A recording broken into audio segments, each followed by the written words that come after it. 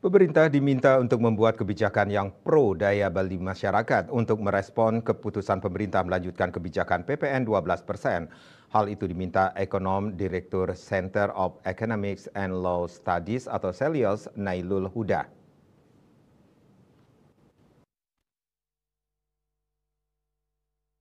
Ekonom Direktur Center of Economic and Law Studies CELIOS, Nailul Huda, dikutip dari kantor berita Antara mengatakan, pemerintah seharusnya membuat kebijakan yang pro terhadap daya beli, bukan malah menekan daya beli masyarakat.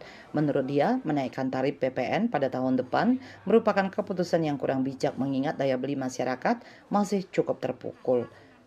Menerapkan PPN 12% berpotensi mengurangi pendapatan yang dapat dibelanjakan di possible income masyarakat. Hal ini dinilai kontradiktif dengan pertumbuhan ekonomi. Demikian juga dengan daya beli masyarakat yang akan tergerus. Dampak paling buruknya adalah pengangguran akan meningkat, kesejahteraan masyarakat akan sangat terbatas. Huda mengamini banyak negara organisasi kerjasama dan pembangunan ekonomi yang menerapkan tarif PPN lebih tinggi dibanding Indonesia. Namun juga ada negara yang tarif PPN-nya lebih rendah, seperti Kanada yang sebesar 5%. Dia berharap pemerintah dapat membatalkan kebijakan PPN 12% pada tahun depan. Seharusnya, lanjut dia, pemerintah memberikan insentif berupa subsidi konsumsi bagi kelas menengah. Jika diterapkan, kenaikan tarif PPN akan meningkatkan kerentanan konsumsi rumah tangga. Dalam jangka pendek bisa mengganggu perekonomian secara makro.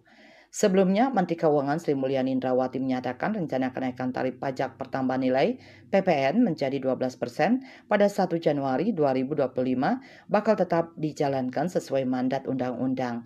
Salah satu pertimbangannya adalah anggaran pendapatan dan belanja negara APBN yang harus dijaga kesehatannya dan pada saat yang sama juga mampu berfungsi merespons berbagai krisis. Namun dalam implementasinya nanti Kementerian Keuangan Kemenq akan berhati-hati dan berupaya memberikan penjelasan yang baik kepada masyarakat.